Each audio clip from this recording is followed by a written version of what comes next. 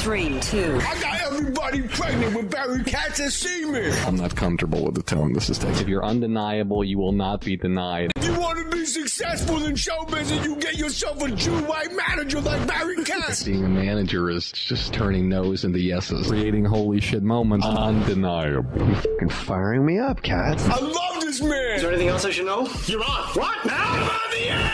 Barry Katz, back in the house. Let's do this.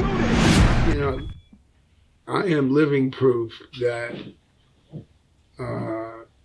if you're paying attention, there's more to learn, so much more to learn than we all think we know. I can't tell you what a learning experience just the last few weeks have been for me. Something, this entire little story, and the way you remember it, and the way you articulate it. I get what it did for you, what it meant for you. We all do this for each other. It's capturing the knowledge that, you know, we make good moments for each other, all of us. This is in a professional situation. You know, it's larger than life in a sense. 3 weeks ago, the TV Academy and hip hop group, I can't remember where, just a couple of guys out of the hip hop community in New York, but major guys, decided they would do an evening with Norman Lear. And the tagline was, what do a 92-year-old Jew and the world of hip hop have in common? Well, you know, blacks have their thing. Jon Stewart used to say that the black people have their troubles. The Jews have the same troubles. The only difference was between the both groups, the blacks learned how to put it to music. And the Jews comedy. Well, this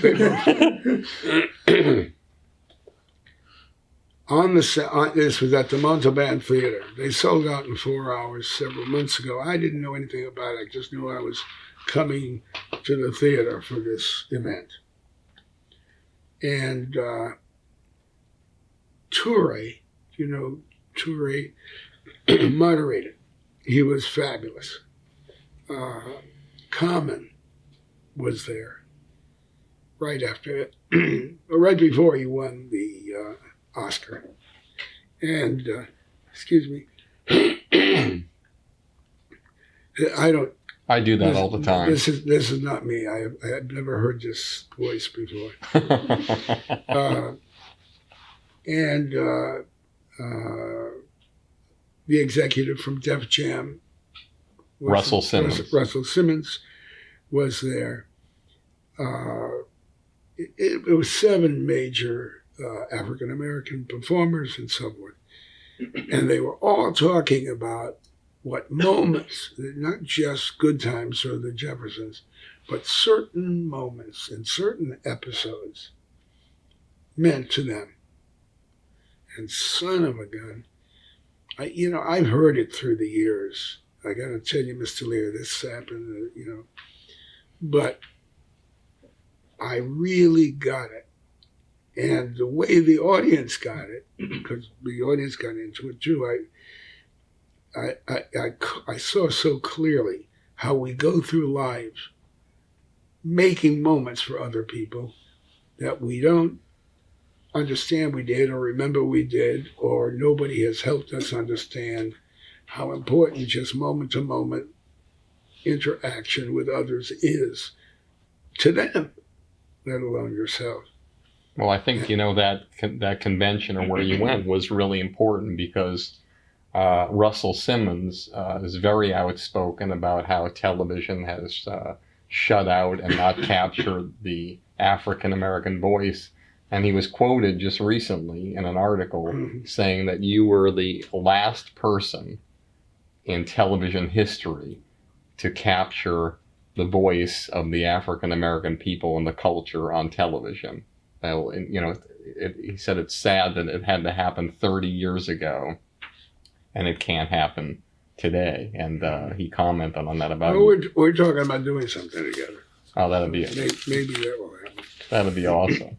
That'd be awesome. So what I like to do, and there's so many things to cover, But your book was amazing because I've been riveted by this book. Even this I get to experience. I've been listening to it on tape. I've been reading it, and it's incredible. I can quote you things from here that you don't even remember.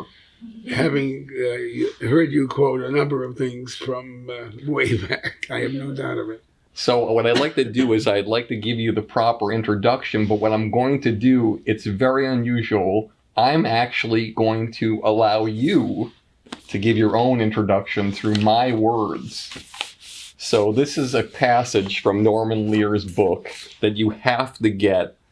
If you do anything after listening to this podcast or any podcast, you have to get this book. Even this I get to experience. It is an incredible... You can't live without this book. It has everything you need. It's inspirational. It tells all the great stories. It's amazing. But I am going to introduce Norman Lear as Norman Lear, as I'm reading this as a book on tape from a passage from his book. In my 90-plus years, I've lived a multitude of lives. There was that early life with my parents and relatives, a life as a kid with my blood buddies, Herbie Lerner and Schwartz twins. A life in high school zeroing in on the humor in our existence. A life in college cut short by World War II. A life as a crew member in a B-17 bomber flying 52 missions over Europe. A life in the world of entertainment with sublives in television, radio, movies, and music. A life as a political activist. Life in the philanthropy. A late starting life as a spiritual seeker. 3 lives as a husband, 6 as a father, with my youngest born 48 years after my eldest, and 4 as a grandfather. In the course of all these lives, I had a front row seat at the birth of television. Wrote, produced, created, or developed more than 100 shows. Had 9 on the air at the same time. Finished 1 season with 3 of the top 4. Another with 5 of the top 9. Hosted Saturday Night Live. Wrote, directed, produced, executive produced, or financed more than a dozen major films. Before normalization, led an entourage of Hollywood writers and producers on a 3-week tour of China. Founded several cause-oriented national organizations, including the 300,000-member liberal advocacy group People for the American Way. Was told by the New York Times that I changed the face of television. Was labeled the #1 enemy of the American family by Jerry Falwell. Was warned by Pat Robertson that my arms were too short to box with God. Made it onto Richard Nixon's enemies list. Was presented with the National Medal of the Arts by President Clinton. Purchased an original copy of the Declaration of Independence and toured it for 10 years in all 50 states. Was ranked by Entertainment Weekly 14th among the 100 greatest entertainers of the century, 29 places ahead of the Sex Pistols. Ran the Olympic torch in the 2002 Winter Olympics. Blew a fortune in a series of bad investments and failing businesses. And reached a point where I was advised that we might even have to sell our home. And in my own words, a man who's been nominated for 14 Emmy Awards and won 4 of them. A man who, at the height of his career, over 130 million people watched his television shows each week, which is more than the greatest viewed Super Bowl of all time. Ladies and gentlemen, please welcome my guest today, the man, the myth, the legend, the icon, my hero, Norman Lear. Now, what a guy. You didn't tell the rest of the story because you're probably kind enough to leave it to me. Yes. I blew that fortune. Had a son-in-law in New York who called me because he knew I had a certain meeting at a certain time, at which I learned what you just heard. And he said, how did it go? I told him, we might have to sell our house. We have a small place in Vermont, might have to go to Vermont. And he said, how do you feel? I said, I feel terrible, but running through my mind is this thought. He said, what? I said, even this I get to experience. So the next morning at 7:30 in the morning, I get a phone call. He's calling me from New York. And he says, you got to promise me something. I said, what? He said, I heard you say once or twice that you wish to be cremated. You've got to promise me that we can bury you. I said, why? He said, because someday I want to take your children, my grandchildren, to a stone that reads, even this I get to experience. So that's where I got the title of the book. It's fantastic. But that's the way I feel.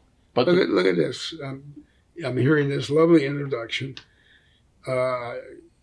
These words, your words, are going to get to I don't know how many people. How many people are listening to this? Millions have downloaded these podcasts. Son of a gun, millions of people. And even this I get to experience with this voice. Even I've never had this voice before. Let me tell you something. I don't know what's going on in my Your throat. voice, my voice, I've been tortured for my voice my whole life. Everybody imitates my voice. They roast me at every turn because of how I sound. And so I have a unique affinity to listen to you. If I could be like one millionth as successful as you with the voice I have, I'll take it. I'm not going to wear. I don't think you understand success. Well, I'm not going to wear the fishing hat. Success has nothing to do with the bullshit of how one climbs in a society, in medicine, science, media, comedy, anything. It has to do with how one spends one's moments and how one enjoys oneself. And from the smile on your face and your attitude altogether, if you haven't had a good time in this life, I'd be surprised. Well, you can kill me after this interview because I'm having a great time and it just started. We're going to have a great time. I think the most important thing for people to understand about you and anybody who's successful is what gets them there, what drives them there, what brings them there. And, I want you to talk about a little bit about how you grew up and how your dad was with you and how your mom was, because people don't realize this. They don't realize that really successful people have a hole blown through them early on in life. And they're constantly trying to fill the hole. And a lot of great artists fill the hole through their writing, through their entertainment, through comedy to take away the pain. So could you tell our audience how you grew up a little bit and what you were going up against and how that inspired you to become the great comedy person you are in this world? Well, my father went to prison when I was 9 years old. I adored the guy. My father, like Willie Loman, Arthur Miller's Willie Loman from Death of a Salesman, my father, his expression was, I could sell shit on a stick for lollipops. And he couldn't really. He wasn't that good a salesman. I watched him fail time and again. But he didn't know it. And he went out with a smile on his shoe shine every day and did bad things, kited checks, wrote other people's checks, that means. Lied, cheated, sold some phony bonds, went to prison for 3 years. And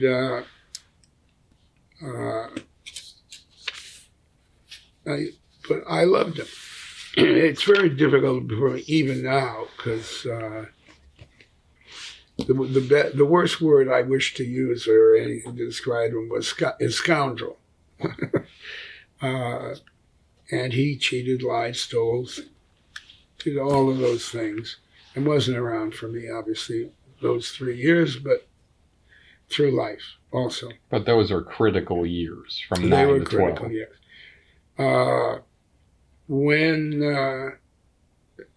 At one point before he went away, we made a crystal radio set together.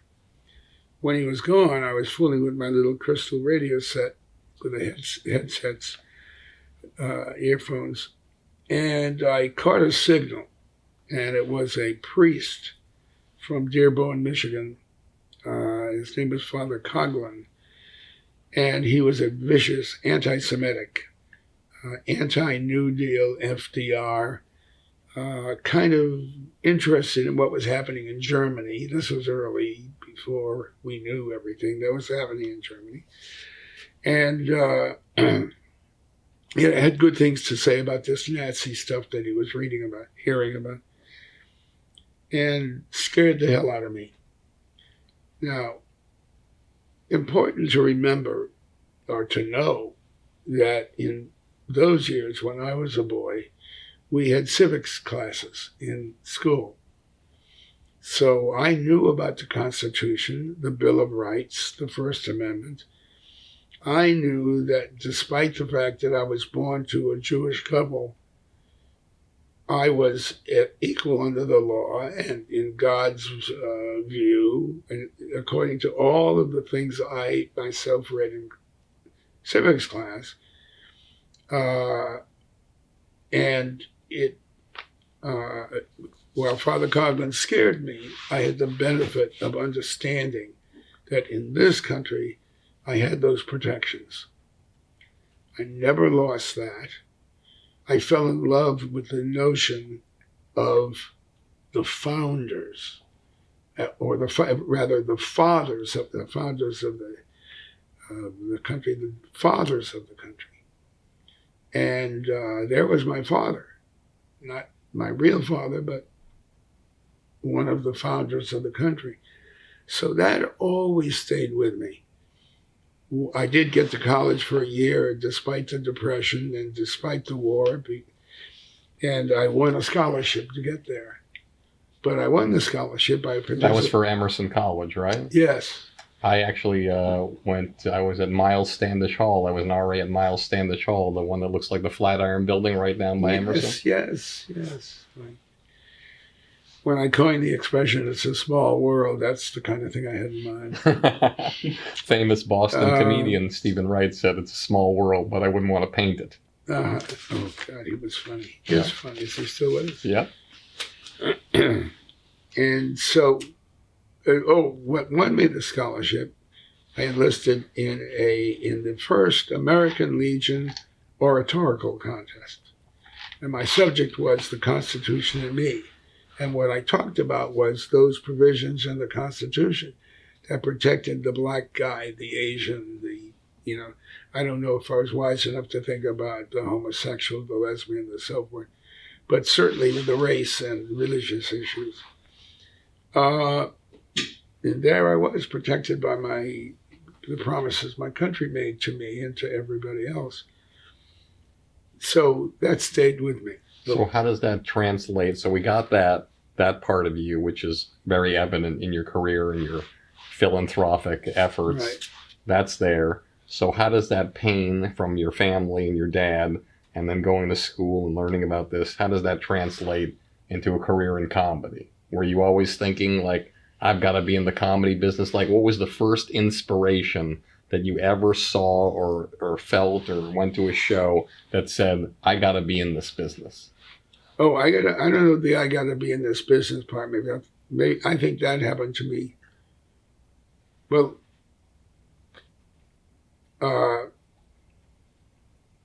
when my father was sent away, newspapers were lying around the house with him manacled to a detective coming down the steps of the city hall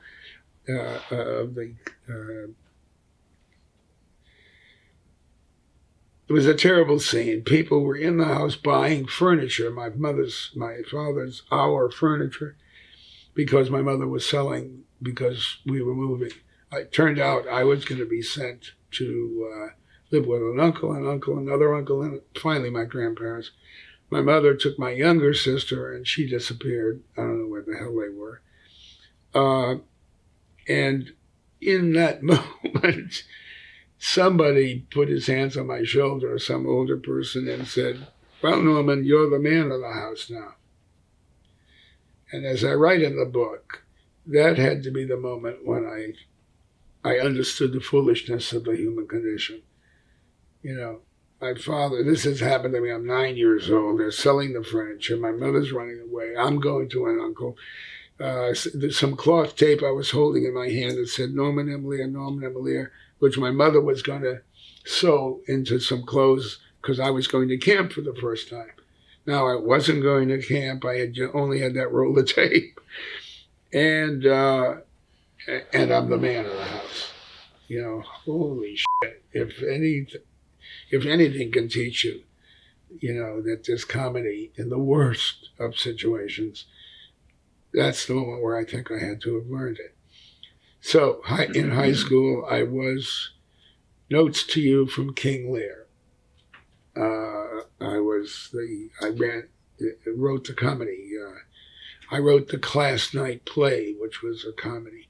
I wasn't thinking of myself as a comedy writer. I fell in love with my Uncle Jack. He used to flick me a quarter.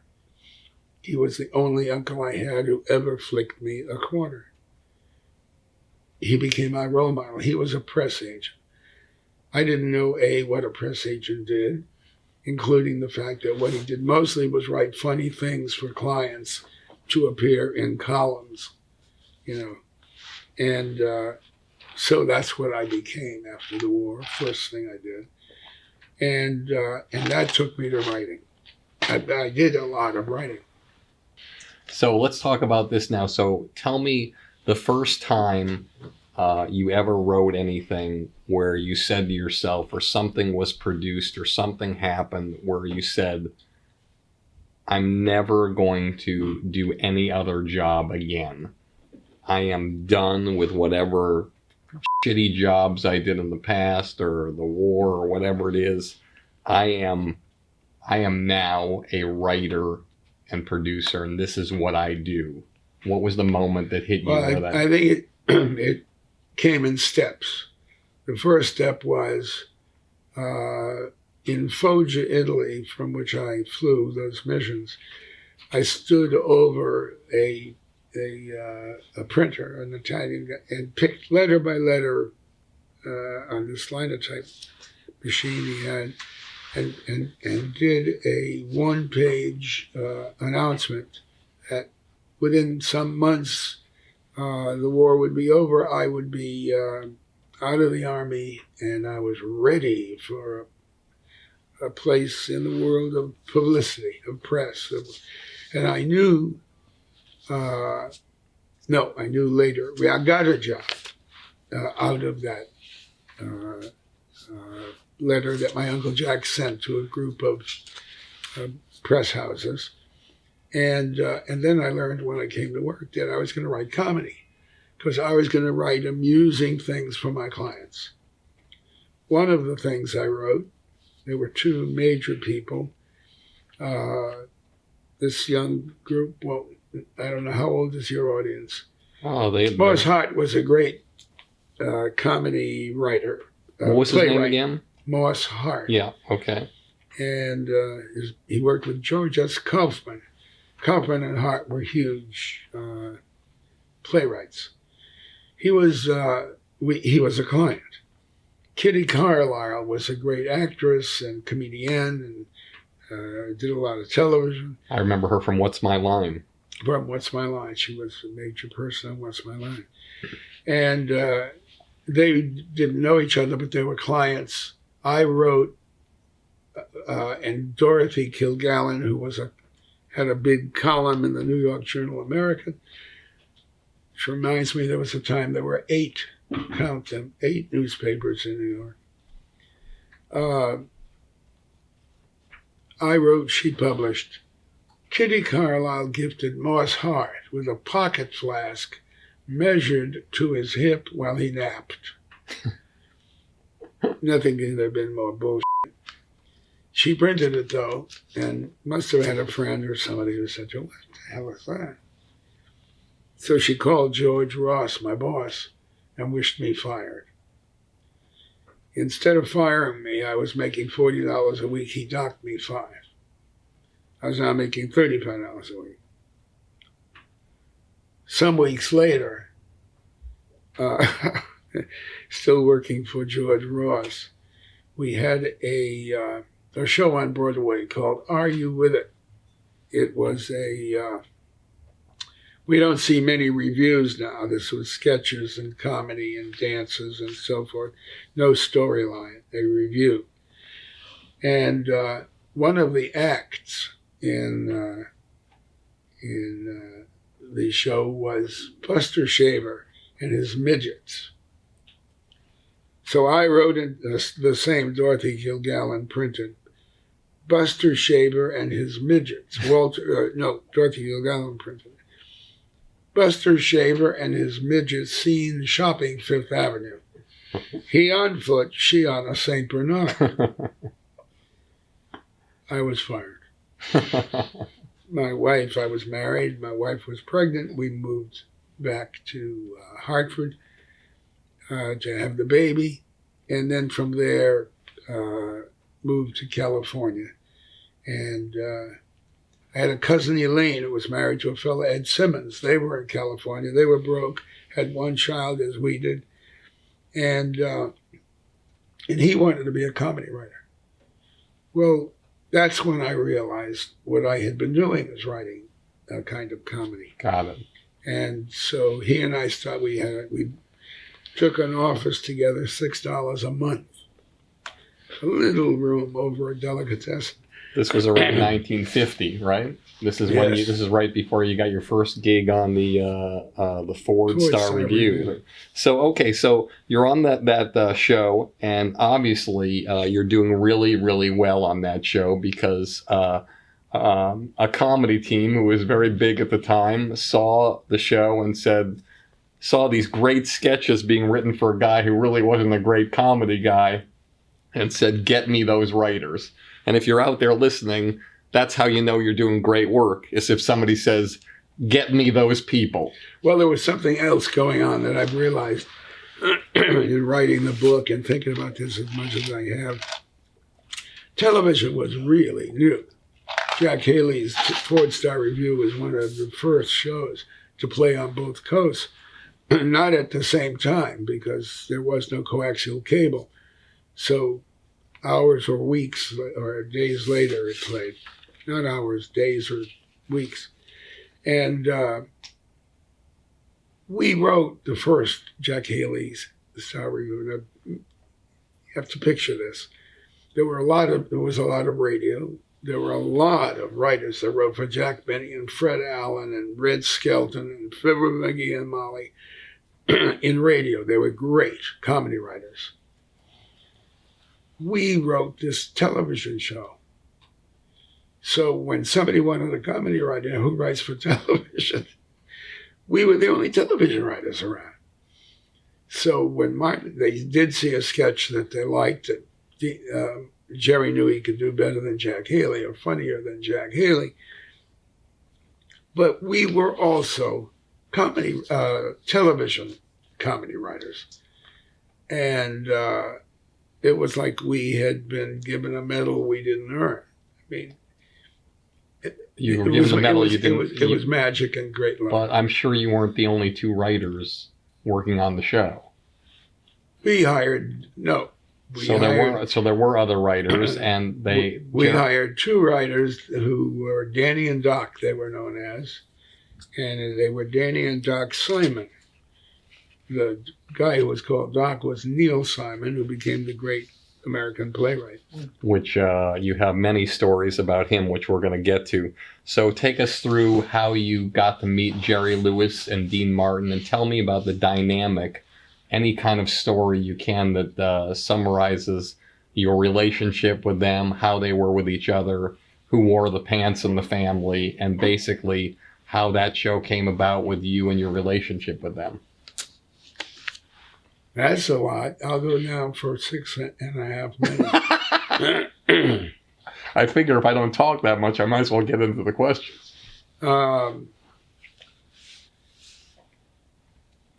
Jerry Lewis was the business. I mean, Jerry Lewis managed the team. I mean, they had a manager, of course, and an agent and so forth, major people. But Jerry was the guy who decided. Dean was the treasure of treasures. He was as talented as he could be. He was extremely funny, but he behaved like he didn't give a damn. And Jerry made all the decisions. Whatever they did, Jerry kind of put together. Jerry, in the course of the years, this happens to comics. Sometimes they become all-knowing. And when Bud and I were fed up after 3 years, it was because Bud Yorkin? No, Ed Simmons. Ed Simmons, I'm sorry. Ed Simmons. Bud Yorkin, I met Bud Yorkin on the Martin and Lewis shows because Bud Yorkin, Jack Smite, these are names that became very well known. John Rich and Arthur Penn were the 4 stage managers on the Colgate Comedy Hour. And they all became famous directors. With you? No, Arthur Penn became a major. Arthur Penn did Bonnie and Clyde and a number of great film directors. Got it. This is fascinating stuff, and I'm mesmerized by the stuff you're talking about. It's amazing. So you work on that show for a while, and then you go on and you work with Martha Raye for a couple of years, and then George Gobel on the Tennessee Ernie Ford show. And then you team with Bud Yorkin. Those are 2 different shows, George Gobel and Tennessee Ernie Ford. Oh, sorry. Got it. But then you teamed with Bud Yorkin to form Tandem Productions in 1958. And Yes. and he was doing really, really well at the time, wasn't he? And you weren't... He had a huge success. He did a special with Fred Astaire that he won 3 Emmys on the Fred Astaire special. And so when we made a deal at Paramount, we were riding in on his horse. But why did Bud... I'm not discounting what you did, but at that point in time, it could be argued that Bud Yorkin's stock was higher than your stock. Oh, no question. Why did he want to become a partner with you? When I say we rode in on his... but like Jerry ran that twosome, I was by far the more aggressive in our relationship. We were great friends. We're good friends to this day. Great friends to this day. And we built a terrific company, Tandem Productions. Well, what's interesting is you were starting off with musical variety specials. Yeah. And what happens, as you know, with anything you do out there, anybody listening, when you do something that's successful, like when Jim Carrey does his first movie, Ace Ventura, and he's this wild, crazy guy, and it makes hundreds of millions of dollars, well, what happens? People want Jim Carrey to do that again and again and again. So what's fascinating is you were in this world of musical specials or these variety specials that people wanted you for because they were so successful, yet that wasn't your lane. Your lane was wanting to do other things. So how did you figure out a way to change the listening and get television to give you the chance to do other things? In those musical variety shows, I've learned I was on my lane, in my lane. On the very first Dean Martin and Jerry Lewis Colgate Comedy Hour, we did a sketch. It was at a time when the motion picture exhibitors were deeply afraid of television because they thought their audience in theaters was disappearing. So they had a giant campaign. They put tens of millions of dollars into a campaign. Movies are better than ever. We did, our first sketch was a satire of that. Movies are better than ever. So the scene was a motion picture, the sidewalk of motion picture theater outside, box office. Marilyn Maxwell was a delicious, hot as could be singer at the time. So she was a guest star on the show. She played an usher. I never called a woman delicious before, but I'm going to try that. It's a good word. Does it work? It's, I don't know. You have 2-3 women listening here. Does it work, women? All right, You put one to sleep. I'll see you at the trial. Huh? I'll see you at the trial. In this climate, you could. Dean Martin played the manager who bullied to get people in. Jerry was a kid coming along, bouncing a ball, carrying on as you might imagine Jerry would, and Dean roughhousing him. Marilyn Maxwell trying to seduce him to get him into the theater so they had a customer. That was the sketch. I was very serious about that piece of satire. Jerry Lewis did everything he could, in my opinion, to lead, that took him away, took the sketch out of being the serious notion it was. He was hilarious. He was the reason the show was the giant success.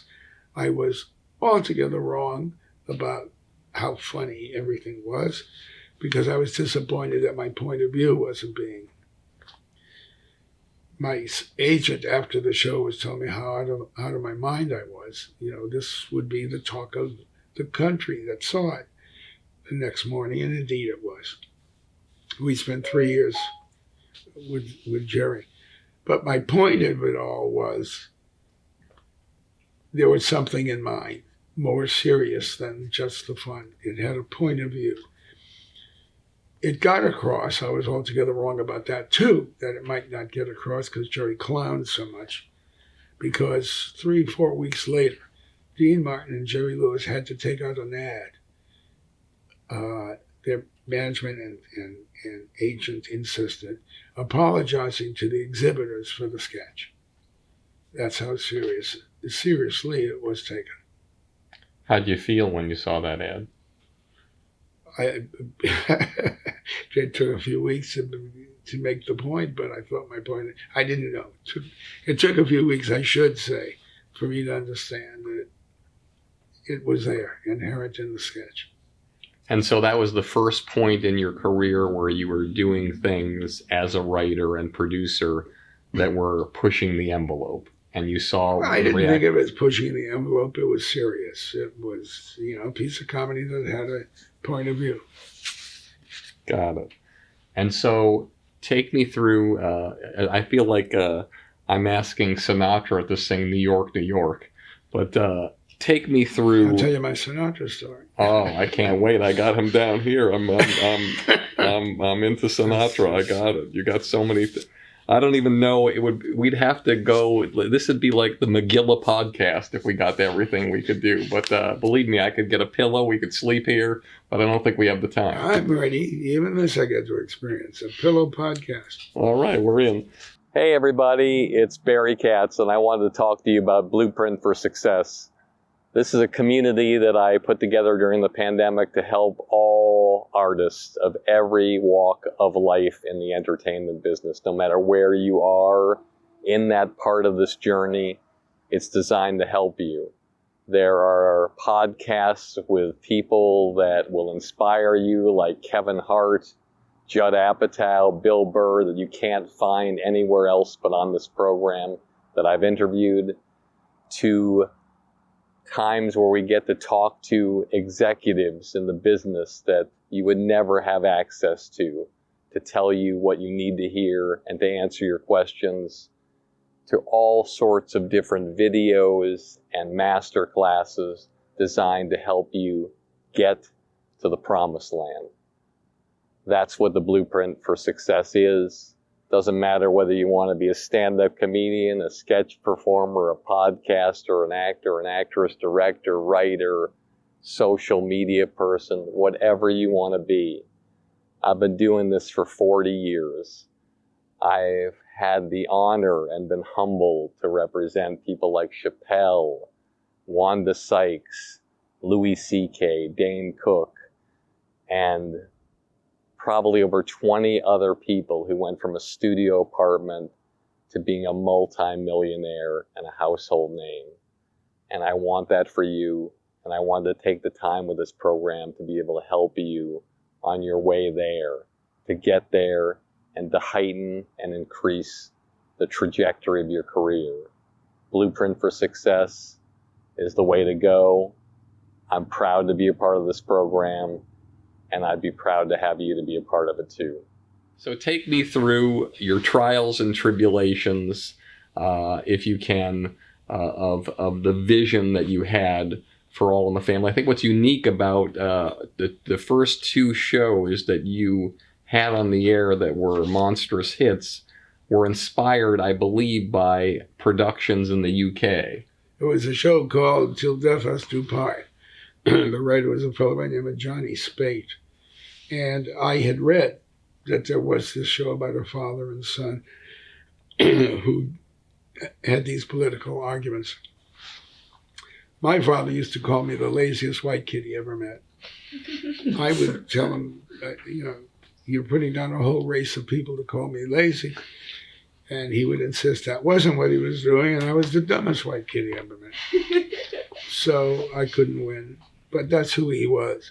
When I read about this show, I thought, oh my God, how did I never think about that? So I had that in mind when at the time I had a chance, enough time to write a script for a new show. And so you wrote the script first, the first draft first. How many times do you feel like that draft changed before you even went to cast your first actor in it? Like, how sometimes people are rewriting and rewriting. Sometimes people just write it once and it's like, this is the way it is. Like you talked about playwrights and you talk about Broadway. When a show is on Broadway, nothing changes after it's done. It's the same. It's locked. It's set in stone. But in television, there's normally major changes. But I feel like your instincts were, when you put it down on the page, you wanted to stay that way. Yeah, but it stayed that way with the first pilot. Got it. Now, the first pilot, many people probably don't know this, but the first pilot for All in the Family was not at CBS. It was at ABC. It was at ABC, and it was 1968. And 1968.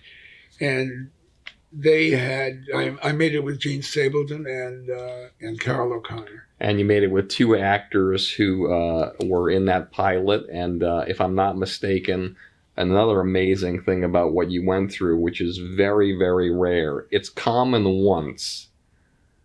It might be uncommon twice, but I've never heard of it being done a third time, where the Gloria and Michael roles were recast not once at ABC, then a second time at ABC, and then when you went to CBS, a third time. And the first two times, the actors were quite adequate to the task. They were very good. But this is where mazel, luck, good fortune plays in. Thank God they didn't pick it up the two times, because the reason I never changed the script after that first pilot was because it was terrific. It served the purpose. And well, what's amazing for you as a creative visionary, when 100 people are telling you, you know what, your show is not right for us. It's not good enough for us. It's not up to the standards of what we're putting on the air right now. Thank you very much. Instead of just saying, okay, you said all those people are wrong. And then you went back and you did another pilot for the same people who told you, listen, this isn't working. And then they did it again to you. And then you didn't give up again. And then 2 years later. Look, let me ask your audience to imagine something. You've made a pilot. The 250, I never did anything without a live audience. So I you were the first person in history to shoot a television show in front of a live audience. No, I wasn't. No? No, it had been done. I can't remember the shows. It might have been Donna Reed did a show. Somebody did a show. Of course, all of the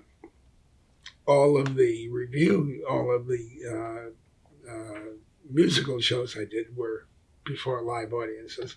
The Jack Benny. But I'm talking about a scripted half-hour show that was comedy. I think we were the second or third, but we were the only ones who got it right and did it well, successfully. And what was before you tell this story, because I think it's important for our audience, like, whose vision was it to shoot in front of a live audience, and how did you convince the network to do that, knowing that these logistics had never been done before, where you're bringing people into a show, you're stopping tape, you're like, how did you decide that was something you wanted to do, and how did you sell it to the network? It's because I wanted to do theater, because I wanted because I didn't like a laugh track. I didn't like thinking. I didn't want to be somebody thinking, they should laugh here, they will laugh here, and then put the laughs in, just because I thought it was funny. If they didn't think it was funny, it wasn't funny. So I wouldn't do it with a laugh track. But I want to get to this point because I think it's a key point. So I make the pilot.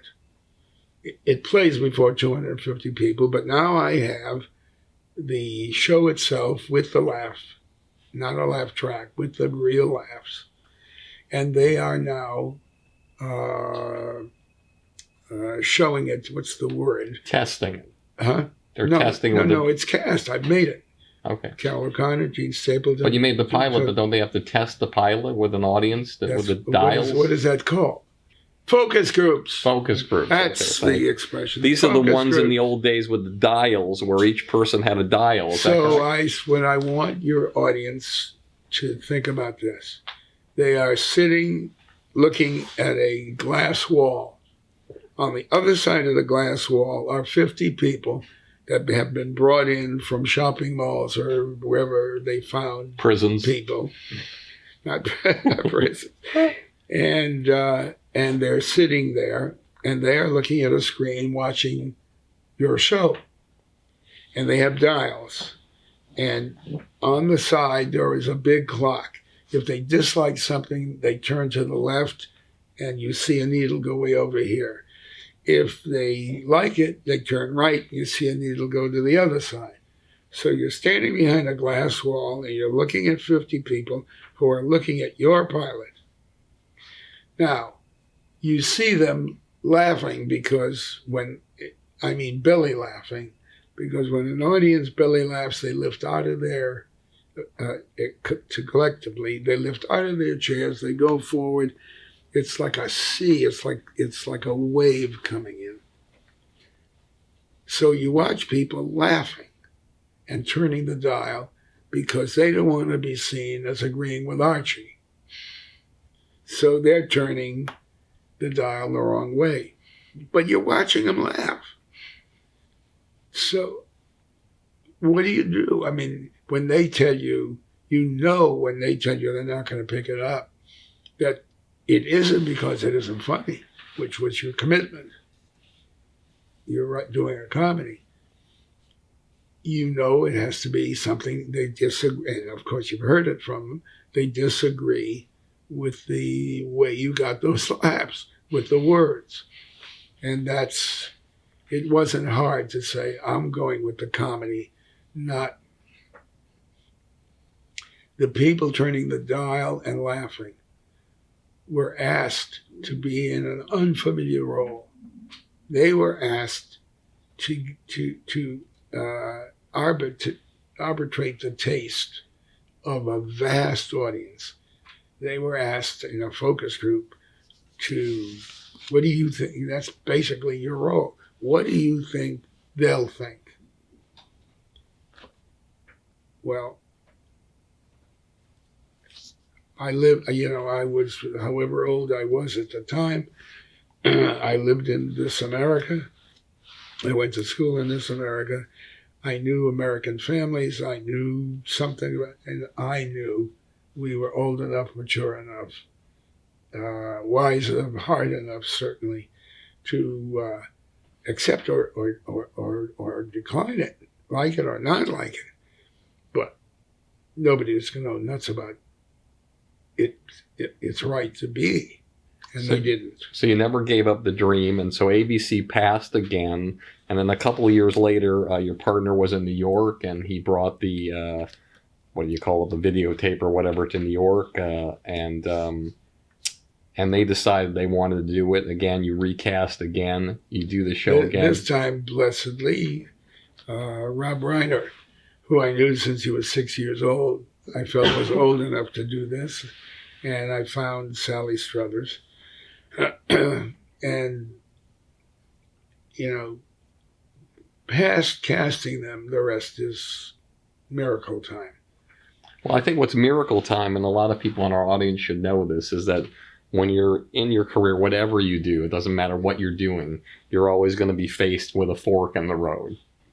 And when in doubt, go with your gut. Go with your gut. And sometimes take the fork.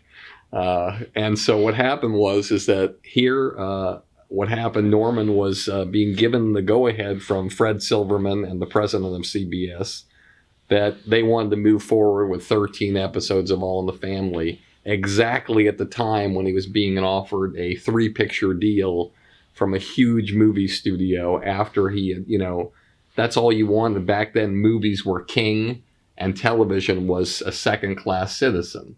And everyone in his life was telling him to take the sure thing, the 3-picture deal, because in television, there's no guarantees. They were saying, write, produce, and direct Norman. There were only a couple of others. There was Blake Edwards and Woody Allen. They were write, producing, and directing. You'll be able to do that. Join those three. My wife wanted me desperately to do that. So you basically, every single person in your life tells you to do something, and your gut tells you, you know what? I'm not going to listen to all these people. I'm going to do what I think is the right thing. I want this to move forward. How do you go against everybody who tells you that? Because I had I have great common sense. All those people had no common sense? But I had no common sense. Well, they didn't want me to take a chance. I had common sense enough to know if this show didn't work, it would be 3 months out of my life. And those people that wanted me to have a 3-picture contract will still be there. So you believed in yourself wholeheartedly, no matter, even if you took the hit, if it didn't work, if those people wanted you then they'll want you in 3 months. I believed it. Got it. It didn't seem that much of a chance to me. The reason he thought the American people would hate it. Well, I always say that huggable and lovable win the race. And you can say anything you want in life as long as you're huggable and lovable. And that's through the casting is what you found. You found these characters that were all, even though they delivered the line, Archie, as you said, was not mean. He was not mean-spirited. He wasn't a guy who was that kind of guy. It was just, in other countries, if you're 4 years old and your father puts a gun in your hand, you're going to shoot people. And Archie was just a product of the generations of what had happened in the past, and always longed for, as that song said, those were the days. Right. Afraid of progress. Very afraid of progress. And so you do All in the Family. I think it's important to tell the audience what happens a couple of hours before the show is scheduled to air on television. We had obviously a lot of discussion about the script, but we'd made the show. In the last discussion was about one line of Archie's that simply, from a network standpoint, had to come out. The story for this show had to do with, it was a Sunday morning, the Bunkers were at church, Mike and Gloria, the youngsters, had the place alone, and they were fixing a brunch, a surprise brunch for the Bunker's anniversary. It was their anniversary, and Mike was aware that they had the house alone, which they didn't have that often. So after they finished with the balloons and the pancakes or whatever, everything was ready. He wanted to get her upstairs. And they did get her upstairs, but as soon as they got up there, the front door opens. Wanted to get her up there to get some action. Well, of course. And the Bunkers come in. They're fighting because Archie, hated the sermon, hated the minister, walked out early. And they come in and notice the balloons, and the kids, knowing they are here, come running down the stairs guiltily. And Archie assesses the situation, and he says, 11:10 of a Sunday morning. And they said that has to come out. Why does it have to come out? It makes very specific. You know immediately what the hell he's talking about. But they're married. On top of everything else, so what if they know? It makes it specific. But also, they're married. You don't want people imagining that at 8 o'clock in the evening, kids and families. And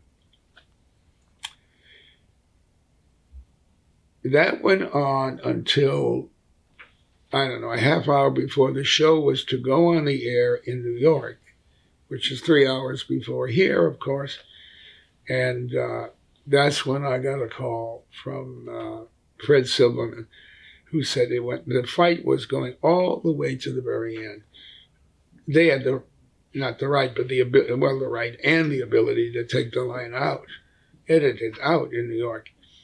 Now I think the network president above Fred called you and offered you a compromise, I think a half hour before the show was going to air, right? Yeah, Bob Wood. Yeah. What was that?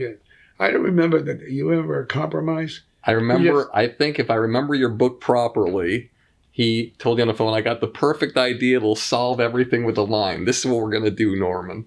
We'll keep the line in, but we'll air the second episode tonight. And we'll air the pilot episode second. Yeah. That's what we're going to do. And what did you tell him?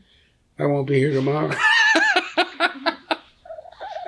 The first episode was geared, that's why it was a simple little storyline, to show 360 degrees of Archie, the way I find. You got to swallow all of him, so there are no surprises later. And that's why I cared about that first script being the first script. But how did you know instinctually, because you had such opposition? There's ways to handle opposition. Always, there's 100 different ways to navigate. But you had decided my way, when somebody punches me in the face, I'm going to punch back harder. And I'm not going to back down. How did you know instinctively in your career at that stage of the game where you didn't have a lot of money, you just turned down a 3-picture deal, this was a risk? Most people would be like, okay, I'll let him have this, and then once it gets on, I'll do that. But you said right from the beginning, no. But you have to understand, I knew the script could get along without that line. That's what I'm saying. Easy. But I thought the point of view that dictated I must take that out was silly. But you also can't give in to silly, because if you do, you're a prisoner of it forever. So, was there ever a line where a standards and practices guy came to you ever in your entire career and said, I don't give a shit what you say, you can threaten you're not going to be here tomorrow, that line is coming out of this right now? Because you had like an episode of, like, for instance, Lionel's engagement, where the episode had the N-word in it. Now, I can't imagine that the network was like doing handstands to keep that line in, but it was pivotal and really important to the episode. And again, that scene ended so beautifully, and I'm a savant when it comes to remembering this, with Archie and George Jefferson at the bar of all people together, basically saying again, I wish we had those days before those were the days, something of that nature, commenting on the fact that I wish it was like it used to be.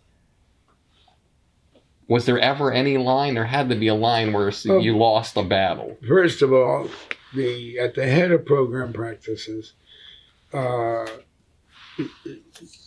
these guys were executives, as smart, reasonable.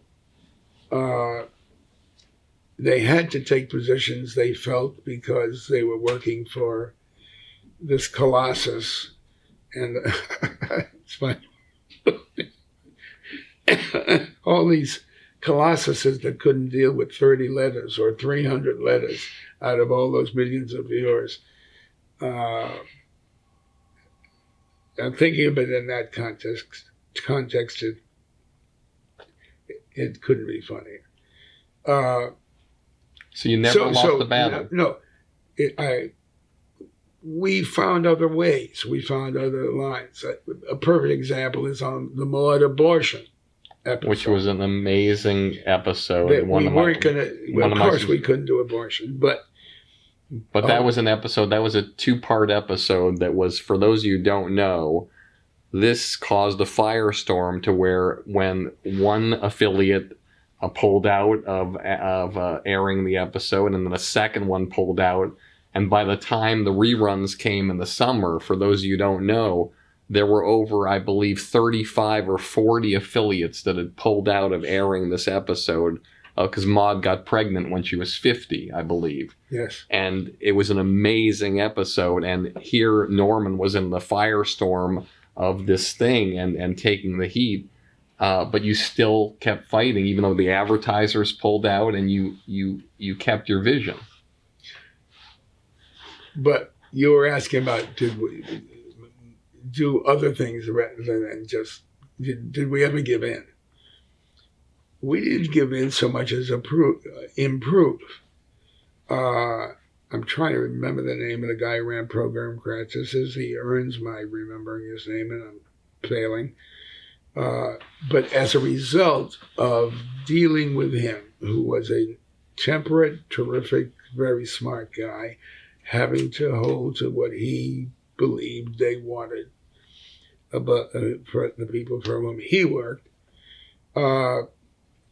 we invented a friend of Maude's who was on that show or those 2 shows only, who was pregnant with her 5th child and couldn't afford the 4 she had.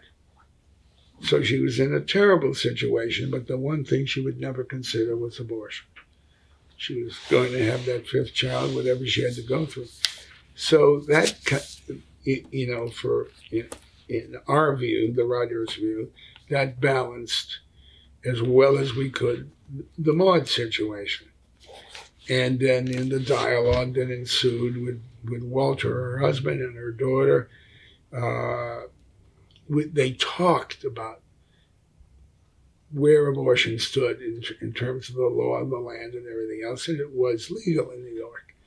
And she was a woman, and she had a right to, in the privacy of their own lives, make their own decision. All that conversation took place, and I'm sure the fact that the whole idea was objected to in the first place, we were doing everything we could to make a balanced situation. Got it.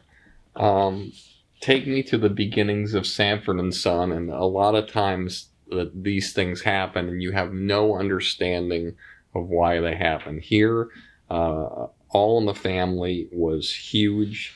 At its height, it was in the beginning, after Johnny Carson had put them on a sketch to open up the Emmy Awards. It became like a huge sensation, yet CBS for some reason had this guy, Norman Lear, and his partner in this deal, and no matter how many times they'd ask him to come see what was forming with Sanford and Son, they showed no interest, knowing they had a guy who had the #1 show on television. Will you explain to me how it's possible how a network who has you and you're the hottest guy out there at the time, how they just let you walk into NBC and sell them Sanford and Son? I don't know why my mind goes to this, but at this very moment in time, as we're sitting here talking about something 35 years old, McDonald's is changing its menu worldwide.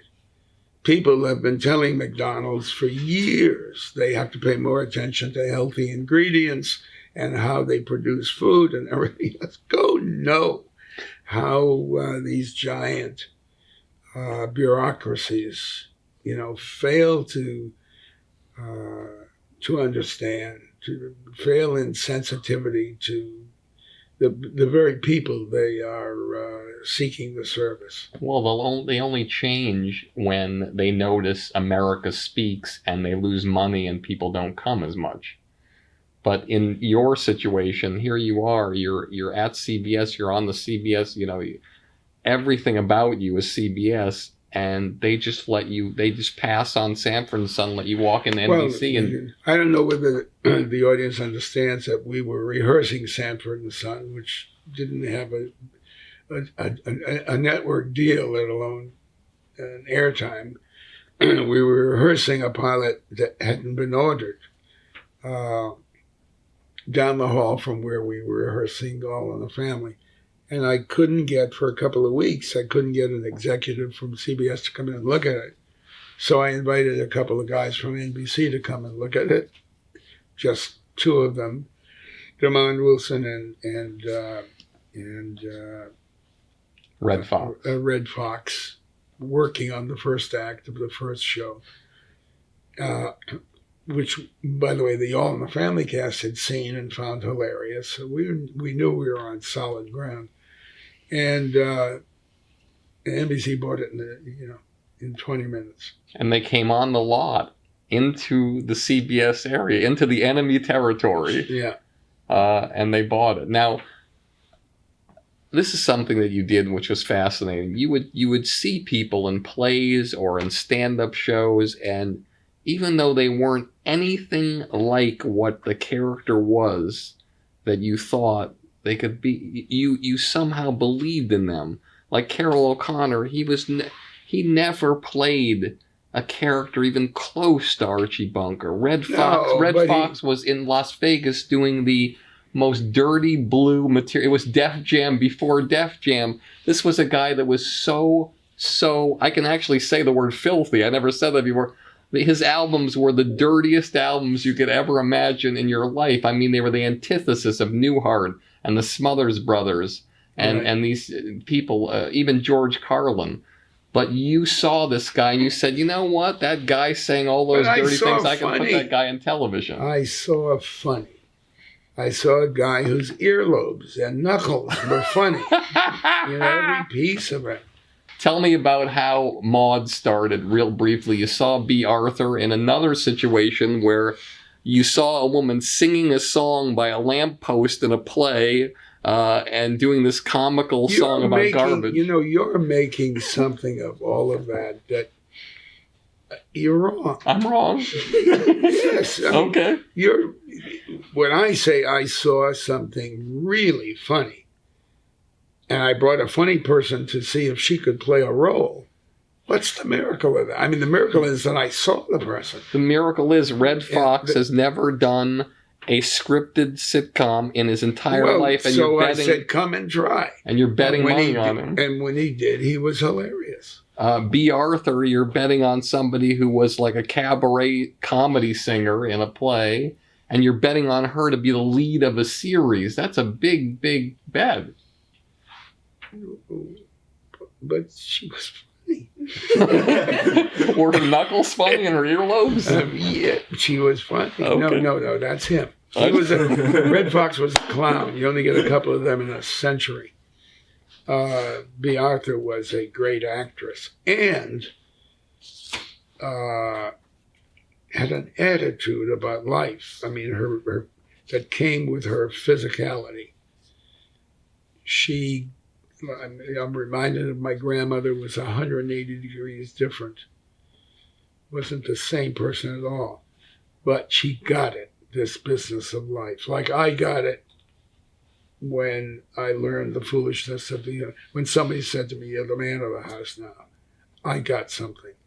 My grandmother, just the look on her face, told me with all the bullshit that was going on around her, all the hollering, yelling, screaming, all the troubles, everything else, when she didn't have a word to say, you could look at her eyes, her face, and you knew she got it.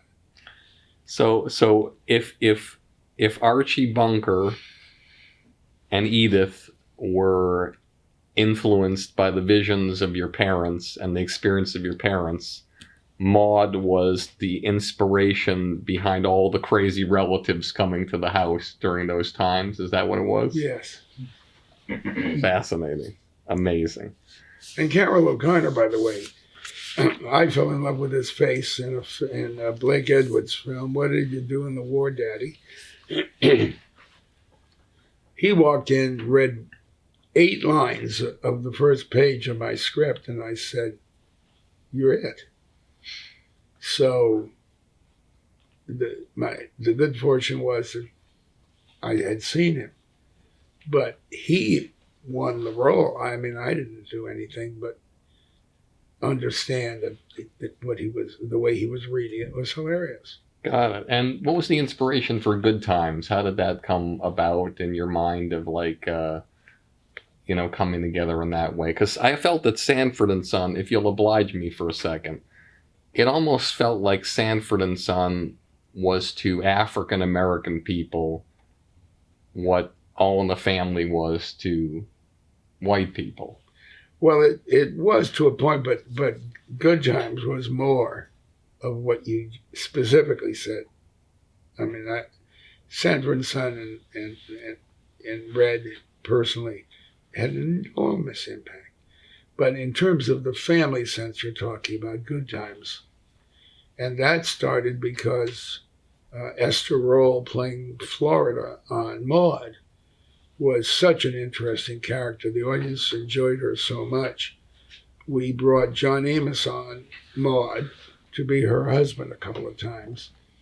And the network saw the beginnings in that couple of another family, this time a black family. Got it. And the Jeffersons, I just want to ask you about this because you had Sherman Hemsley come on, I believe it was in the 4th season of All in the Family. He became a guest star, recurring, or however it was. When you brought him onto the show, did you have the intention of eventually doing a show called The Jeffersons, or the way he popped off the screen and did so well, did that inspire you to do the show? No, the Jeffersons lived next door. There was another actor out of San Francisco, whose name I can't remember, who played an uncle. The reason he played, I needed an authoritative, mature man so I made him an uncle because I didn't have in mind the person who could be George Jefferson. And it was in the 2nd year, or maybe toward the end of the 1st year, it wasn't in the 4th year, when I remembered or was reminded of Sherman Hemsley, whom I had seen in the show, a musical called Pearlie. And the minute I thought of him in that show, I knew I had George Jefferson. Because I wanted a smaller guy than Archie, who... Smaller in physical stature. That could beat on him from from below. Mm-hmm. And I knew that Sherman would be perfect, a little peacock of a guy. So, but when you were writing these episodes, did you think ahead, or was it how America responded to George Jefferson and the family that you said, okay, this could be its own show?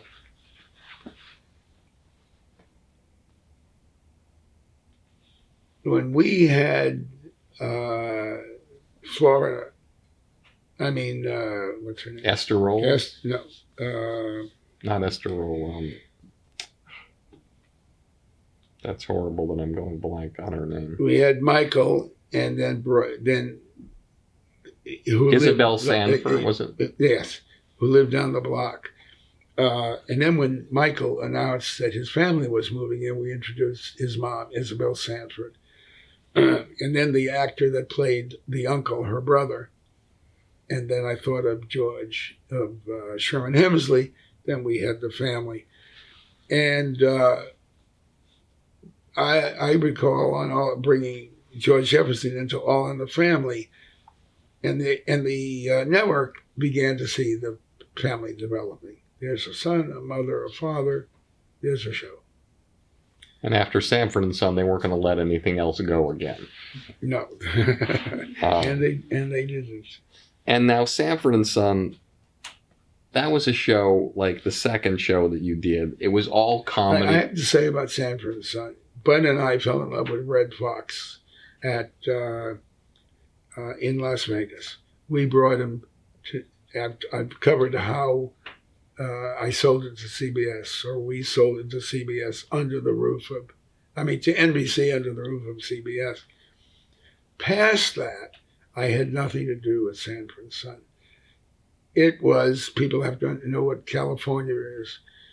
There's one side of the hill and another. NBC was on one side of the hill. CBS was on the other. All my activity was in the three shows. I'll tell you. And then a fourth, then a fifth. I'll tell you why it's obvious that you had nothing to do with Sanford and Son after it left the lot and went over the hill. Because Sanford and Son was all comedy all the time. Yes. And your other shows were comedy, dramedy, drama. I listened to this book on tape, and I listened to the story you told about Carol O'Connor and the famous show in the elevator. Basically the entire episode took place in an elevator with an African-American white-collar businessman, a Latino couple with a woman about to give birth, and Archie. And the fights that you had with Carol O'Connor because he didn't believe it would be made, and how the comedy and the drama. And I remember, and I'm going to cry here probably, because at this end of this episode, because you can't show a birth, all this back and forth and all this tension and racial things happening, and Archie just seeing the birth of a child, and the birth of the child was just shown on this man's face, who for 3 or 4 days with lawyers and agents and not showing up said, I'm not going to do this. This will never work. And in the end, he put down his guard. He believed in you. You made him feel safe. You have to make a man feel safe enough to go into an elevator for 22 minutes and 30 seconds of a show and deliver that kind of performance. And it was one of the greatest shows in the history of television, in my mind, all taking place in a 6 by 8 foot box.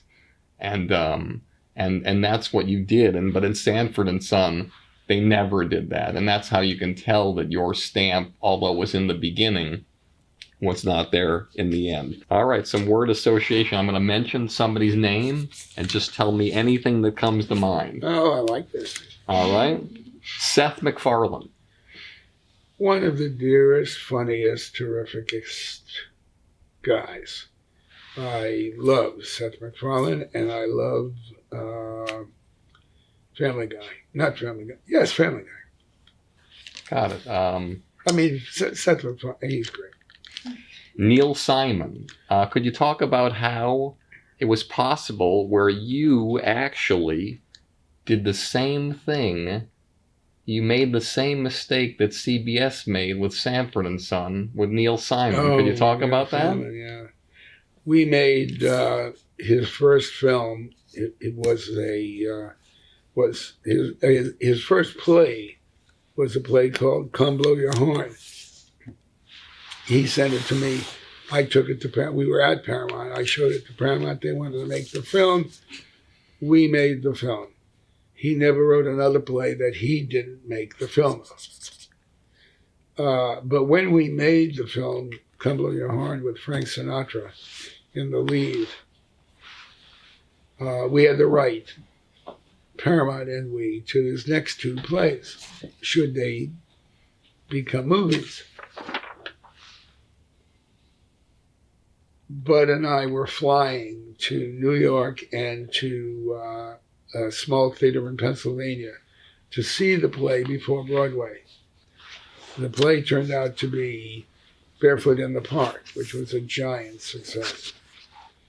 In the play, at the Totem Pole Playhouse, that was the name of the playhouse, was Robert Redford, and Elizabeth Ashley was a big star at that time. Robert Redford went on to become the legendary Robert Redford. She always had a great career, Elizabeth Ashley. But they were in this play and they were great. On the way to the east, I read something, a book called Fear on Trial, about a guy who had been blacklisted by the name of John Henry Falk, who was had a radio show and was a great American folklorist, humorist. I mean, he was just wonderful. And he had suffered a libel trial, or he had sued for libel because he was called a communist and so forth for his views. And he won a libel suit. I'm making a very long story as short as I can, just because I think of myself as a reasonable man. And anyway, he won this $5 million lawsuit and wrote a book called Fear on Trial. I fell in love with the story. Anyway, I wanted to make the movie. And Neil Simon wanted to make his. I went to see Barefoot in the Park. Adored Barefoot in the Park. It was hilarious. But when I got back to New York, I told, in a letter, I told Paramount that we wanted to make Fear on Trial first, because the play, Barefoot in the Park, would probably run for a couple of years, and we had the time to. The way I wrote it, the letter, it could be taken, indeed was taken, as Simmons and Lear are off the case. Because written words don't reflect tone. Yes, they're going to do this. They're going to do Fear on Trial.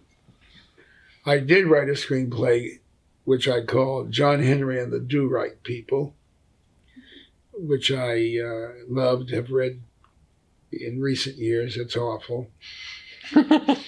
And David Rentels, another writer, did write a screenplay for Fear on Trial. It was later made. But anyway, we lost, as a result of that mistake, we lost Barefoot in the Park and Neil Simon's third play, which was The Odd Couple. That's correct. So far, there have been two television versions of The Odd Couple, and it was a giant success as a play Now there's and a a film. new one coming out now. Yeah. All right.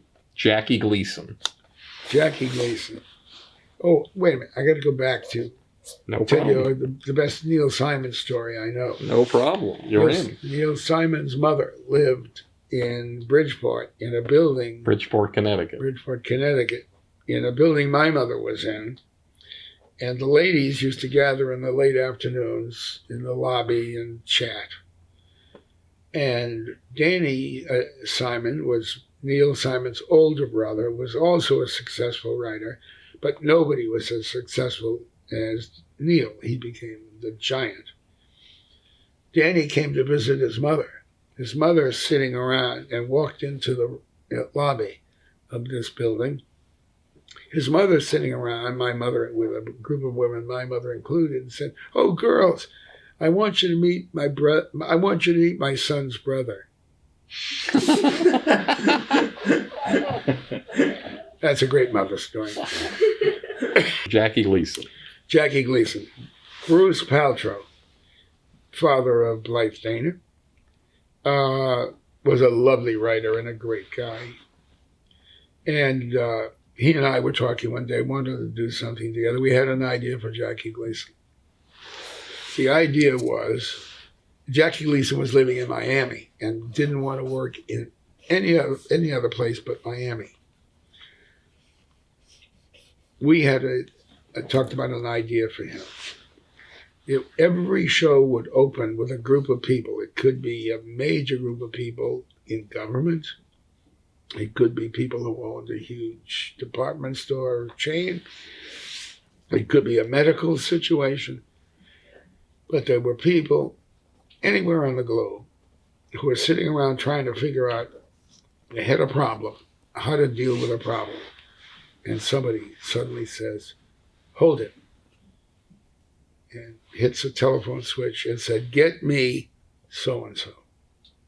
So-and-so would be Jackie Gleason, living above a bakery with a Hefner-like spread, living above a bakery because he loved the smell of baked goods. And he would be a guy who could suddenly turn into anything you wanted. So if it was a group of Egyptians in government that needed somebody to do something, he'd be that. He'd be whatever, and he would be the Mr. Fix-It for whatever he was called to do. It'll come back. But I wanted to ask you about Jackie is the fact that Jackie was notorious for not listening to writers, not taking their material. Did you ever have a situation with him where he pulled that on you? When we were doing the Jack Haley show, we did a sketch called School for Comics. Jack Haley was the instructor of the school. He had a stick he hit him on the shoulder with, And you cast it with all comedians. And with all comedians. And they were lined up. This was one of the bits in this sketch. They were lined up, and it was like a statue with a sheet over it. And they had to approach this. The sheet would be removed. They had to approach it, and whatever they saw, they had to say something funny. So who would think of doing this sketch today, by the way? It was an unattractive woman that was the statue, a real woman. So they pull the sketch off, and each guy has an insult. Pull the sheet off. And it was insult humor. Jackie Gleason, I don't know what he said in rehearsal a half a dozen times, but he said something different all the time. I don't remember the line we wrote for him, but I only remember what he said on the air.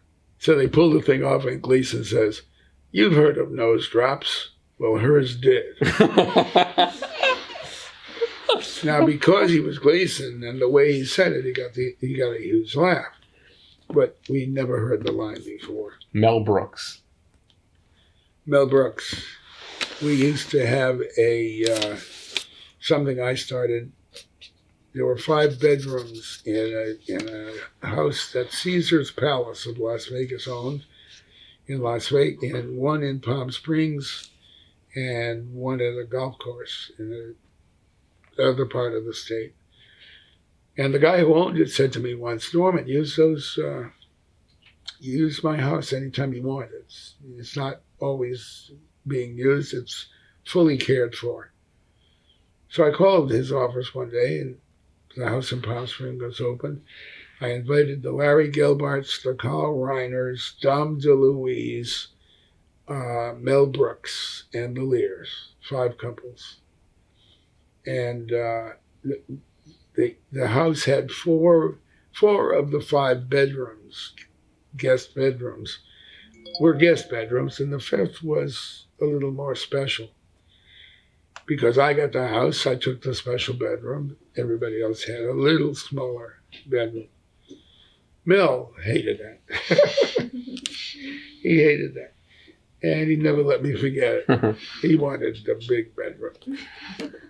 So we're great friends. We see each other all the time. Carl has not been feeling well. Carl Reiner. Carl Reiner? He visits Carl every night. talk about the 2,000-year-old man, and I believe that came about under your watch or while you were witnessing it. Well, we all went to Fire Island in the summer, and we had evenings. We all went to each other's homes and so forth. And one evening, they started doing this routine, and so over the summer, a bunch of us saw the 2,000-year-old man grow, and it became what it became. But a bunch of us were there at the beginning of it. Gene Stapleton. Oh, Gene Stapleton.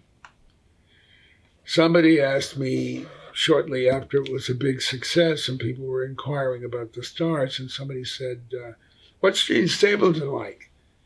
And my answer surprised me because I thought about it forever. My answer was, she's always where she is.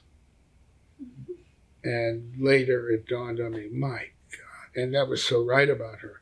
Gene Stapleton she was talking to you, that's all she was doing. She's always where she was. Well, one of the most bone-crushing episodes for me was... The rape, or? No, because the rape, she persevered. She lost her faith. She lost her faith. That was just extraordinary, and I'm sure Jerry Falwell might have changed his mind after that episode. He says that because we tried to figure out what could happen that would make Edith lose her faith. And then we realized she had fallen in love 2 seasons before with a character that we introduced.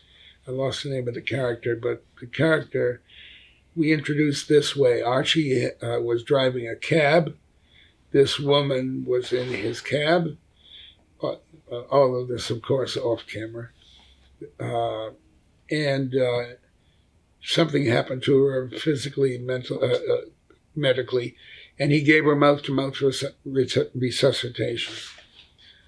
Later in the episode, this woman, having found out who the driver was that saved her life, came to the house and met Edith first. And Edith learned that she was a transsexual, that she'd been a guy. And then Archie comes downstairs and says hello to the woman he gave mouth-to-mouth resuscitation to, and learns that he'd been a guy. So it's a major moment for Archie. But Edith had already fallen in love with this human being because this human being was a human being. And that's who Edith was. So when we wanted a way for Edith, some reason Edith might lose her faith, we decided that this character, Beverly LaSalle, amazing casting, Norman. That this, well, she was real. This was a real performer from San Francisco. And Beverly LaSalle in our script was killed by a group of, because she was who she was, for that reason. Edith hears this, and what kind of a God would allow for that? And she loses her faith. Now, the crazy thing was, we had that great idea, but we couldn't live, the show couldn't live, we felt, unless Edith reclaimed her faith, unless it came back. And then we had a lot of thinking to do because we couldn't think what it was for weeks that would get her to regain her faith. And then someone innocently asked, by the way, what happens to Archie when Edith loses her faith? And then we realized Edith's strength depended on her faith, and Archie depended on Edith's strength. And when we realized that, we knew we had, if she lost her faith, Edith would not be the Edith that Archie needed for his strength. J.J. Walker. J.J. Walker. Lovely person, just the loveliest person who discovered. And the reason why I asked Norm is because when you put a show together, you have a vision of who's going to be the first breakout star, who's going to be the second, who's going to be the third. And for some reason, this young stand-up comedian who wasn't probably number 5 on the call sheet becomes the star of the show. And you have to adjust as a creator and writer and producer to someone who you weren't even expecting to be the star of the show. So that's what I wanted you to The audience made him the star of the show. We were very careful to keep it a family show. So, Thelma was gorgeous, and we had, a lot of episodes involving her. I forget the name of the little guy. And JJ, who said, on one show, reacting to something, he said, "Dynamite." Now, was that an improvised line, or was that a line you wrote? I do not remember. It's likely improvised. But he got a kind of reaction with it that made him say it again. And here's where, America's a nation of excess. The show that preceded All in the Family, that the British show, Till Death Us Do Part, did 6 or 8 episodes a season. We pick it up, we have to do 22 or 24. It's because he was on every week. For those of you who don't know, back then, and it's changed a little now, the goal was to do 100 episodes in 4 years. So you'd start with 22, do 25, second year, 25, third year, 27, the fourth year normally, to get to that 100 episode mark. I'm sorry, keep going. Well, I mean, the repetition of Dynamite, which the audience loved, grew tiresome to some members of the press, and they wrote about it. And it certainly got tiresome to members of the cast who didn't want to hear the audience laugh again from the same line when they were on stage. So that became a problem we had to work through. I'd be remiss if I didn't mention Louise Lasser from Mary Hartman. Mary Hartman. The gift of gifts, that talent. There was a script called Mary Hartman, Mary Hartman. It was wild. It was outlandish. It was outrageous. And yet, it didn't become what it became until she read the Mary Hartman part. Got it. Just briefly, if you can, a guy so talented, so gifted, you believed in him, you bet on him, you put your heart and soul into him, and it could be argued that he twisted you into a balloon animal many times during the show's 9-year run, and then beyond that when the spin-off of the All in the Family came about. How do you deal when you're an executive producer, creative producer, writer? Everything's going great, you're the #1 show, and every time you go to the set, there's a guy who's going to give you agita, but he's brilliant. And you can't get rid of him. You can't replace him. It's not like Lionel on the Jeffersons, All in the Family, where he can go to write another show and you can bring in another Lionel, and the show's not going to go down. You're powerless, because what happens is, in this situation for our audience, so it's like when you're the creator and the writer of the show and the executive producer, you're at a certain level. And your actor coming in is at a lower level. And then when the show gets to be a success, it's like 2 elevators, one going down, one going up. And then there's a point where you meet eye to eye at a certain point where the show is #1, you're #1, and then the guy becomes bigger than life and has more power seemingly than you do, and can, just like Red Fox, he was a guy, he held out of his contract at times after you gave him the shot. Carol O'Connor, you gave him the shot. How do you handle something like that as a producer when you're dealing with those situations? How did you persevere? You understand that you have to have your way because your gut is telling you to do it a certain way, and you kiss his feet for having delivered the character. That character was as much Carol O'Connor as it was Norman Lear. I invented the character. I wrote the character. I did all of that. But it could have been in the hands of William Bendix or William Bendix, who played Babe Ruth in the movie. Yes, and had a show, I forget what it was called, but played a father on television. He could have been cast a number of ways. But Carol O'Connor inhabited that character like no other. There's a reason why nobody would do All in the Family, the Bunkers. They'll do All in the Family, but they won't do the title. But they would never do the Bunkers because of Archie. Well, Edith, too. Indelible. So,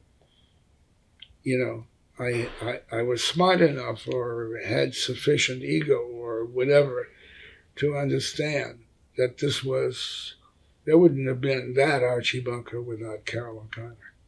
So I want to know, what's your biggest disappointment in show business? My biggest disappointment in show business was I loved a comedian called Nancy Walker. Adored it. Remember a scene that I saw her in an off-Broadway show, which I'm going to congratulate myself because I'm thinking about this in the context of an earlier part of this conversation, because we forget to do that. I love the guy that loved her for the way she made him laugh.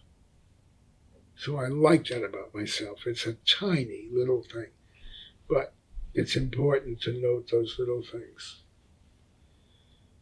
I adored Nancy Walker. She gave herself to us to do what we call the Nancy Walker Show. Worked hard, but never got it right. Biggest disappointment for her. She earned something much better from us. So, what's the other one? Your proudest moment professionally. Even this I get to experience. I hope this podcast isn't your proudest moment, or I'm going to reevaluate your career.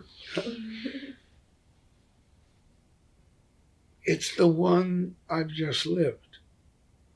It took me 92 years, some months and some days to get to this. Why wouldn't this be as good as it gets? It took me all that time to get here. But it took every minute of your lives to get here for me. I'm only one person, you're more, so I got you beat. All right. Your Mount Rushmore. That's true of this audience that's listening. Wherever they are in this country, they've lived every split second of their lives to get to this podcast. Well, I think to myself, I agree with you, because I'm in Longmeadow, Massachusetts, watching your shows and thinking to myself, my God, if I ever get to be in this business, if I would ever get the opportunity to sit across from Norman Lear, how would it be? How would it go? And let me tell you something. You have exceeded every expectation I ever had in my life. And sadly, I'm embarrassed to say, I have pretty high expectations. And this has just been one of the greatest moments of my life and my career. And I'm so grateful. And I promise you, I just ask you this because it's important for our audience. What advice do you have for the young executive or young person out there that wants to be in this business on the writing and creative side? And consequently also, what advice do you have for the artist, the comedian, the actor, to get to the point and the level that some of the stars of your show has got to? The actor and the comedian and so forth, I would say, you have an agent, no problem having an agent, but don't sit around just waiting for that agent's phone call. Get off your asses, go to where there are publications that tell you everything that's going on in this business, who's shooting what, or preparing to shoot what, and get where you have to go to make yourself. If you know there's a role you might be right for, get there and make sure people know you're alive and you want it. Know that if you're reasonable, you can go to the same desk 100 times without. You gotta forget that you think you might be a pain in the ass. You won't be, because if you're doing it right, somebody's going to take notice. But you have to do the things that somebody will take notice of. And the executive, the writer, the person on the other side. Go with your gut. Go with your gut. George S. Kaufman, nobody ever gave better advice to a writer than Kaufman. He said, write. I would add to that, with your gut. Go with your gut. Awesome. And do you have time to tell the Frank Sinatra story? With the one you wanted me to tell was he wouldn't read. This Come Blow Your Horn, which we've talked about. I knew his producer very well, gave it to the producer, he gave it to Frank, he never read it. For months, at first, it was about a kid coming of age, his younger brother. And it was called Cock-a-doodle-doo at the first iteration. To get him to read it, I sent a dozen hens in a cage and a script. He didn't read it. It was called something else because it was Trumpeting a Life or something. We sent trumpets. He didn't hear it, or it didn't matter. At the last thing we did, we could only do this in a studio where all these things existed. We had a big truck, and we laid out on the truck a corner of a room, a reading corner. There was a rug. There was a chair like you're sitting in with an ottoman, a chair to read by. There was a lamp. There was, speaking of Jackie Gleason, he had an album called Music to Read By. And so we had a photo player, phonograph player, and an album Music to Read By, a smoking jacket. It was perfect. So you have back up a truck, it opens up, and there's like a living room. No, den. The guys were were to put it on the lawn. He was out of town. They put it on his lawn. I had knocked on the door before, so I knew it.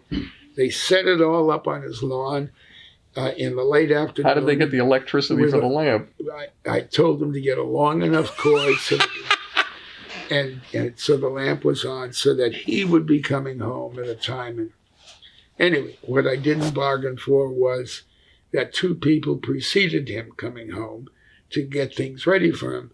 They saw what they thought was a delivery, and they put everything away. The only thing he noticed that was different, because they put the lamp wherever the hell they put a lamp there, was his smoking. He didn't remember buying a smoking jacket. But I called his agent a few days later when I heard nothing, and I said, the hell with it, I give up, he won't. And his agent, who knew about this because he helped me with the whole idea, said, you mean Frank didn't react to that? I said, no. He said, there's no way he wouldn't react to that. That was the most. Frank didn't know about it, just found the smoking jacket and thought nothing of that.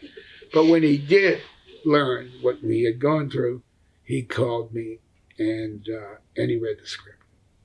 Fantastic. Persistence always works. Doesn't Listen, hurt. Norman, I could stay here forever with you. Thank you so much. I have stayed forever. I am so honored that you came here. Thanks. It's been such a pleasure, and thank you so much. And as always, this is Industry Standard with Barry Katz. And if you like the show, tell all your friends. And if you don't like the show, tell all your friends. I love the show.